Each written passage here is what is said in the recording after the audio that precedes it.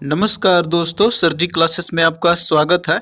तो देखिए, इस वीडियो में हम लोग यूपीपीएससी असिस्टेंट इंजीनियर की जो वैकेंसी आपकी निकल के आई थी, तो हम लोग इसके रिगार्डिंग एग्जाम पैटर्न के बारे में देखेंगे और इसका जो नॉन टेक्निकल पार्ट का जो सिलेबस है वो हम लोग देखेंगे और स्ट्रेटेजी क्या होना चाहिए आपको इस एग्जाम को प्रिपरेशन करने के लिए। खासकर हम नॉन टेक्निकल पार्ट की बात करें तो वो चीज़ सारा हम लोग इसमें देखेंगे। तो चलिए स्टार्ट करते हैं।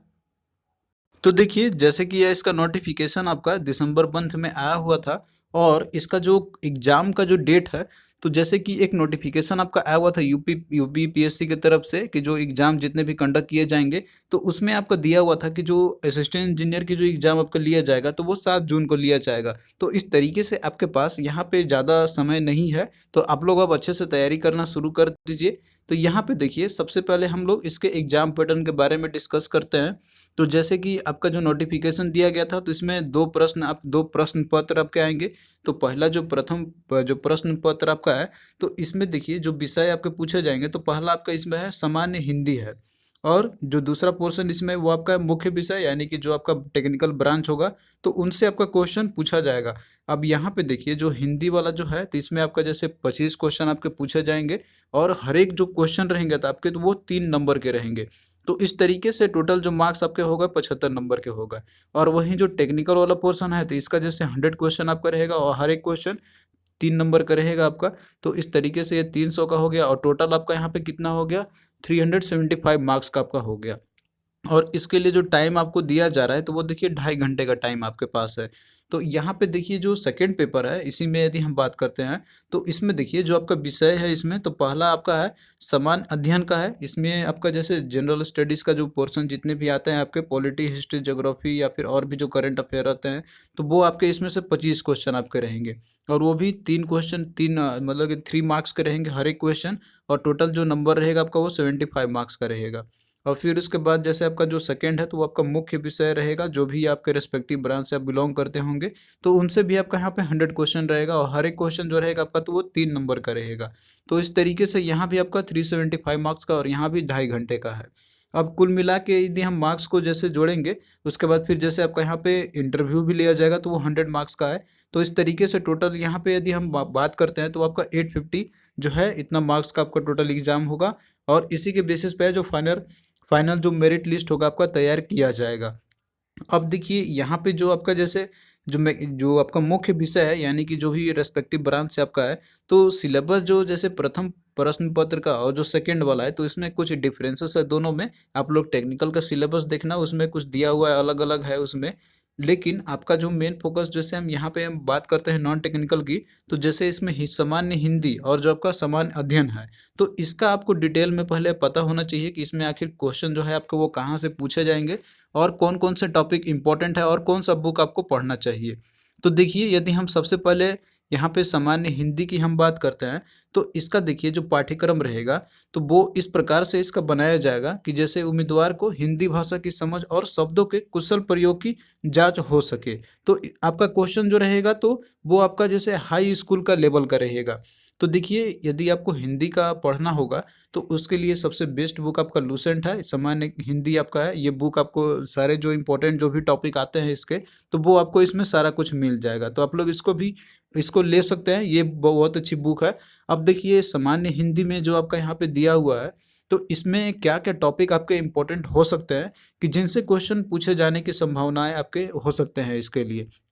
तो देखिए यहाँ पे हमने कुछ एक्सपेक्टेड यहाँ पे लिया हुआ है कि जो आपके पूछे जाने की संभावनाएं ज़्यादा है इसके लिए। तो देखिए क्वेश्चन जो है हिंदी में किस किस टॉपिक से पूछे जाते हैं आपके, तो जैसे आपका क्वेश्चन रहेगा जैसे कि शुद्ध और अशुद्ध शब्द आपके दिए रहेंगे, तो उसमें से आपको उसको पहचानना होगा कौन सा वो है। और फिर उसके बाद जैसे संधि और संधि विच्छेद के क्वेश्चन आपके रहते हैं। इसके अलावा फिर जैसे आपका दिया हुआ अनेकार्थक शब्द आपका हो गया। फिर देखिए समास है, समाज से आपका क्वेश्चन आता है, ये भी एक इम्पोर्टेंट टॉपिक है। फिर देखिए जैसे संज्ञा, सर्वनाम और विशेषण है और इनके जो भेद होते हैं, तो इनका ज्ञान आपको होना चाहिए, इससे रिलेटेड आपका क्वेश्चन पूछा जाता है। फिर उसके बाद आपका है जैसे उपसर्ग और प्रत्यय हो गया। फिर भी उसके बाद देखिए जैसे विपरीतार्थक शब्द है, विपरीतार्थक शब्द जैसे कि आपका एंटोनिम्स हो गया, जो आप लोग इंग्लिश में पढ़ते हैं, तो वही इसका है। फिर इसके साथ में जैसे हिंदी भाषा का जो मूलभूत मूलभूत जो ज्ञान होता है, तो उसका आपके पास होने जैसे स्वर व्यंजन या रस का हो गया। और इसके साथ में जो मुहावरे और जो लोकोक्तियाँ होती है तो उसका भी आपसे पूछा जाएगा क्वेश्चन। इसके अलावा जो अनेक शब्द के बदले जो एक शब्द होते हैं, तो जो आप लोग इंग्लिश में पढ़ते हैं इसका वन वर्ड सब्स्टिट्यूशन, तो वो वही वाला आपका है। और मुहावरे और लोकोक्तियाँ जो आपका है तो ये इडियम्स एंड फ्रेजेज आपका हो गया। फिर उसके बाद देखिए और भी ग्रामर बेस्ड क्वेश्चन आपके रहेंगे, तो इसमें से आपका दिया रहेगा कि जैसे खाली स्थान जो रहेगा तो उसमें से उचित शब्द आपको वहाँ पे भी उसको फिल करना होगा। फिर उसके बाद जैसे पर्यायवाची शब्द से रिलेटेड आपके रहेंगे, विलोम शब्द से आपका रह सकता है। फिर उसके बाद लिंग परिवर्तन या वचन परिवर्तन से आपका क्वेश्चन हो सकता है। तो ये सारे आपके इंपॉर्टेंट टॉपिक है। फिर उसके बाद देखिए जैसे आपका वाक्य रहेगा तो उसको आपको क्रम में विस्थापन करके लिखना होता है, कि जैसे आपका जो कोई सेंटेंस दिया रहेगा तो छोटे छोटे वर्ड में वो टूटा हुआ रहेगा, तो वो जैसे तैसे अरेंज किया हुआ रहेगा तो आपको उसको एक प्रॉपर मीनिंग बनाना होगा। फिर उस तरीके से फिर पर्यायवाची शब्द तो आपका ये हो ही गया। और फिर जैसे वर्तनी संबंधी जो भी अशुद्धियाँ जो होती है तो उससे रिलेटेड आपका क्वेश्चन हो सकता है। तो इस तरीके से ये जितने भी टॉपिक आपके दिए गए हैं तो हिंदी में आपको ये जितने भी टॉपिक है ये इंपॉर्टेंट है इस एग्जाम के लिए। और इन सभी टॉपिक का आपको अच्छे से तैयारी करना है तो आप लोग ये वाला लूसेंट बुक को आप लोग बाय कर सकते हैं। ये बहुत अच्छी बुक है, इसमें आपको ये सारे टॉपिक आपको मिल जाएंगे लूसेंट की सामान्य हिंदी। इसका भी डिस्क्रिप्शन बॉक्स में लिंक दिया हुआ है, यदि आप लोग ऑनलाइन परचेज करना चाहते हो तो आप लोग वहाँ से कर सकते हैं। और इसके अलावा देखिए क्वेश्चन प्रैक्टिस करने के लिए आप लोग प्रीवियस ईयर के जो भी हिंदी पूछे गए होंगे, चाहे आपका यूपीपीएससी की कोई भी एग्जाम हुए होंगे प्रीलिम्स में या फिर और भी कोई जहां से हिंदी का क्वेश्चन जिसमें पूछे जाते हैं, तो आप लोग वहां से प्रैक्टिस कर सकते हैं। हालांकि आपको इस बुक में प्रैक्टिस सेट बहुत सारा मिल जाएगा आपको, इसमें पीछे दिया गया बहुत सारा सेट है, तो वहाँ से आप लोग क्वेश्चन प्रैक्टिस कर सकते हैं। और हम भी कोशिश करेंगे कि आपको लेक्चर प्रोवाइड करेंगे हिंदी का। और वहीं हम बात करते हैं आपका सामान्य अध्ययन का, यानी कि जो आपका जनरल स्टडीज है। तो इसमें देखिए जो आपका क्वेश्चन रहेगा, तो जैसे इसमें आपका दिया हुआ है कि पत्र समसामयिक घटनाओं और ऐसी बातों की उनके वैज्ञानिक पहलुओं पर ध्यान देते हुए जानकारी सम्मिलित होगी जो प्रतिदिन के अनुभव में आता है तथा जिनकी किसी शिक्षित व्यक्तियों से अपेक्षा की जा सकती है। तो इसमें आपको यहाँ पे करंट अफेयर के जो टॉपिक्स जो रहेंगे तो उनसे तो आपका क्वेश्चन रहेगा ही। इसके साथ में जो प्रश्न पत्र जो आपका रहेगा तो इसमें जैसे भारत का जो इतिहास है, यानी कि जो हिस्ट्री है इंडिया का, इसके साथ में जो राजनीति है और भूगोल है, तो इनके आपके जो क्वेश्चन आएंगे इसमें। तो देखिए यहाँ पे यदि हम जैसे इसकी सिलेबस की बात करें, आपका जो जनरल स्टडीज़ है, तो यहाँ पे हम लोग एक ओवरव्यू देखते हैं। तो आपको जैसे सबसे पहले तो करेंट अफेयर और जो भी नेशनल या इंटरनेशनल इंपॉर्टेंस के होते हैं तो उसको आपको तैयार करना होगा। तो करेंट अफेयर के लिए आप लोग अरिहंत पब्लिकेशन की भी एक बुक आती है ईयरली, तो उसको उससे आप लोग तैयारी कर सकते हैं। और हम भी आपको करंट अफेयर का जो है आपको प्रोवाइड करेंगे नोट्स, जब आपका एग्जाम वो एग्जाम जब कंडक्ट आपका किया जाएगा तो उससे पहले हम आपको प्रोवाइड कर देंगे, जिसमें आपको सारे इंपॉर्टेंट टॉपिक आपको मिल जाएंगे। फिर उसके बाद देखिए आपका जैसे हिस्ट्री है इंडिया का, तो इसमें आपको जैसे जो मेन फोकस आपको करके चलना है मॉडर्न इंडिया का, क्योंकि जो मॉडर्न इंडिया का जो हिस्ट्री है तो उससे बहुत सारे क्वेश्चन आपके पूछे जाते हैं। खासकर जो नेशनल मूवमेंट है जितने भी, तो उनके डेट्स वगैरह हो गए कि कब कौन सा इंसिडेंट हुआ था और उसके बाद कौन से गवर्नर जनरल थे, उनके समय में क्या क्या हुआ था। तो ये जो मेजर जो रहता है आपका इसमें आता है। हालांकि आपको हिस्ट्री का पूरा पोर्शन आपको कवर करना होगा। फिर उसके बाद देखिए जैसे आपका वर्ल्ड ज्योग्राफी और इंडियन ज्योग्राफी है, तो इसमें से आपको जो ज़्यादा फोकस करना है तो आपको इंडियन ज्योग्राफी पे करना है। इंडियन ज्योग्राफी का इसमें से देखिए क्वेश्चन जो आपका रहेगा जैसे फिजिकल ज्योग्राफी, सोशल ज्योग्राफी और इकोनॉमिक ज्योग्राफी। तो देखिए फिजिकल ज्योग्राफी का इसमें जैसे इंडिया का लैंड हो गया, सॉइल हो गया, माउंटेन सिस्टम जितने भी हो गए या फिर जो और भी रिवर सिस्टम हो गए, तो ये सारे इनसे आपका क्वेश्चन आता है, या फिर जितने भी लैंड या स्टेट्स है तो उनसे आपका क्वेश्चन आएगा। और उसके बाद जैसे सोशल ज्योग्राफी है और फिर जो इकोनॉमिक ज्योग्राफी है, तो इकोनॉमिक्स में आपका जैसे ये सारे चीज़ आ जाएंगे, मिनरल रिसोर्सेज या फिर और भी जो इकोनॉमिक एक्टिविटीज़ होते हैं, तो उनसे आपका क्वेश्चन इसमें आएगा। इसके अलावा जो वर्ल्ड ज्योग्राफी है तो इसमें आपको यहाँ पे केवल जनरल चीज़ ही आपको पढ़ना होगा, यानी कि जनरल अंडरस्टैंडिंग जो आपको ही रखना है, इसमें ज़्यादा डेप्थ में आपको पढ़ने की ज़रूरत नहीं है। जैसे कि वर्ल्ड ज्योग्राफी है तो आपको बस कौन सा कंट्री है या फिर उसके कौन से उसके साथ में क्या इंपॉर्टेंस है उसके, या फिर जो जो भी वहाँ के माउंटेन रिवर्स हो गए या फिर लेक कैनाल्स है, तो ये सारे चीज़ आपसे पूछा जाता है। तो ज्योग्राफी का हम आपको अच्छे से प्रोवाइड कर देंगे लेक्चर।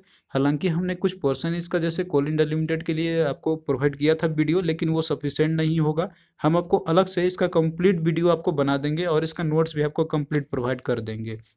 फिर उसके बाद देखिए हम बात करते हैं यहाँ पे इंडियन पॉलिटी और गवर्नेंस की। तो इसमें जितने भी कॉन्स्टिट्यूशन है, कॉन्स्टिट्यूशन के जो भी प्रावधान है, तो बहुत सारे चीज़ आपको इसमें स्टडी करना होगा। और खासकर आपका जैसे पंचायती राज हो गया, पब्लिक पॉलिसी या फिर जो फंडामेंटल राइट्स जो भी हैं, तो उनसे आपका क्वेश्चन आएगा। और इसके साथ में आपको जो भी इकोनॉमिक पॉलिसी होते हैं, इकोनॉमिक कल्चर है, तो इनसे भी आपका क्वेश्चन आएगा। तो आपको इकोनॉमिक्स यहाँ पे जो पॉलिटी आपका है, तो इसमें आपको पूरा डिटेल में ज़्यादा उतना डेप्थ में जाने की ज़रूरत भी नहीं है। इसके लिए हम आपको नोट्स प्रोवाइड कर देंगे, तो यदि आप लोग उतना भी कर लेंगे तो आपका ये काफ़ी रहेगा। और इसके साथ में हम बुक यदि हम बात करते हैं, तो आपको पढ़ने के लिए जनरल स्टडीज़ के लिए आप लोग मेडी जी की एक बुक आती है, बहुत अच्छी बुक है जनरल स्टडीज़ की। तो इसमें आपको सारे टॉपिक आपको मिल जाएंगे, जैसे कि आपका जियोग्राफी हो गया, हिस्ट्री हो गया, पॉलिटी हो गया, और फिर जो स्टैटिक जीके का पोर्शन है, तो आपको इसमें सारे बहुत ही अच्छे कंटेंट आपका दिया हुआ है। तो इससे आप लोगों का काफ़ी अच्छे से तैयारी हो जाएगा जीके की। और इसका डिस्क्रिप्शन बॉक्स में भी लिंक दिया हुआ है, यदि आप लोग ऑनलाइन परचेज करना चाहते हैं तो। और इसके साथ में आपको जैसे जनरल स्टडी में आपको इकोनॉमिक और सोशल डेवलपमेंट, इससे भी आपका क्वेश्चन आएगा। जैसे इकोनॉमिक्स की हम बात करते हैं, तो इकोनॉमिक्स के अंदर में आपका जैसे पॉवर्टी हो गया, सस्टेनेबल डेवलपमेंट के बारे में हो गया, या फिर जो सोशल जितने भी सेक्टर्स हैं उनके जो भी इनिशिएटिव्स लिए जाते हैं, तो ये सारा चीज़ आपसे पूछा जा सकता है। तो इकोनॉमिक्स का हम आपको इसका भी नोट्स आपको प्रोवाइड कर देंगे, इससे जो भी इंपॉर्टेंट आपके आते हैं। इसके अलावा जो जनरल इश्यूज होते हैं, जो इन्वायरमेंट से रिलेटेड आपका हो गया, इकोलॉजी या बायोडाइवर्सिटी, या फिर जो क्लाइमेट चेंज वगैरह से, इनसे जो क्वेश्चन आपके आते हैं, तो ये भी आपका इंपॉर्टेंट रहेगा। तो ये भी चीज़ हम आपको वीडियो प्रोवाइड कर देंगे। फिर उसके बाद जैसे आपका जनरल साइंस है, तो जनरल साइंस में आपको इसके अंदर में जैसे फिजिक्स, केमिस्ट्री और बायोलॉजी आपका हो गया, तो इनसे भी आपका क्वेश्चन आ सकता है। तो आप लोग इसके जो भी इंपॉर्टेंट टॉपिक्स होंगे, तो उनको आप लोग स्टडी कर लेना, और हम कोशिश करेंगे कि आपको जनरल साइंस का जो भी इंपॉर्टेंट टॉपिक होंगे हम आपको प्रोवाइड कर देंगे। और वैसे भी हम एसएससी जेई के लिए तो जनरल साइंस कवर कर ही रहे हैं, बायोलॉजी हमने स्टार्ट कर दिया है, और बाकी जो फिजिक्स केमिस्ट्री है तो उसका भी हम आपको जल्दी फिनिश करा देंगे। तो आप लोग जनरल जितने भी जनरल अवेयरनेस का या जनरल स्टडीज़ का जो सिलेबस जो भी आपका दिया है, तो उसको आप लोग अच्छे से स्टडी कीजिए, क्योंकि 25 मार्क्स भी है, तो ये भी आपका मायने रखेगा। 25 क्वेश्चन है तो आपको 75 मार्क्स है, तो ये भी मायने रखेगा सिलेक्शन के लिए। तो उसके लिए आप लोग इस बुक को फॉलो कर सकते हैं। आप लोग जनरल स्टडीज़ मेडिजी पब्लिकेशन की बुक है, और साथ में हमारा वीडियो और नोट से भी आप लोग कर सकते हैं। और इसके बाद देखिए, यदि हम प्रैक्टिस की बात करते हैं क्वेश्चन की, जैसे जनरल अवेयरनेस का हो गया, तो आप लोग टेस्ट सीरीज लगाइए। और इसके बाद जो भी यूपी पीएससी के द्वारा जो असिस्टेंट इंजीनियर के प्रीवियस ईयर में जो क्वेश्चन आए हुए हैं इनसे, तो आप लोग उनको भी सॉल्व कर सकते हैं। इसके अलावा जो यूपी पीएससी का जैसे इसका एग्जाम जो कंडक्ट किया जाता है सिविल सर्विसेज के लिए, जो यूपी पीएससी के द्वारा, तो आप लोग उसका जो प्री का जो पेपर होता है जनरल स्टडीज़ का, तो उसको भी आप लोग सॉल्व कर सकते हैं, क्योंकि ये यूपी पीएससी ले रहा है। तो इस तरीके से जो जनरल स्टडीज़ का जो आपका लेवल रहेगा, तो वो आपका उसी का लेवल आप लोग मान के चल सकते हैं। और प्रैक्टिस के लिए आप लोग उसको सारे क्वेश्चन को लगाते रहिए, कभी कभार जो क्वेश्चन रहता है तो वो रिपीट भी कर जाता है, तो आप लोगों का वो बहुत ज़्यादा फायदेमंद रहेगा। और हम भी कोशिश करेंगे कि आपको प्रीवियस ईयर का जो क्वेश्चन है इसके जो भी जनरल स्टडीज़ के हैं, तो हम आपको प्रोवाइड करेंगे। तो आप लोग बने रहना हमारे चैनल के साथ। और यहाँ पे देखिए, एक आपका यहाँ पे क्राइटेरिया भी रखा गया है कि जैसे मिनिमम जो एफिशिएंसी जो भी मार्क्स है, तो वो आपको लाना ही होगा। तो इसमें जो एसटी एससी कैंडिडेट है, तो उनके लिए 35% मार्क्स रखा गया है। यानी कि आपको इतना मार्क्स तो लाना ही होगा, इससे ज़्यादा लाना होगा, इससे कम रहेगा तो आपका फिर वो मेरिट लिस्ट में काउंट नहीं किया जाएगा। और इसके बाद जो जनरल कैंडिडेट है, तो उनके लिए 40% रखा गया है।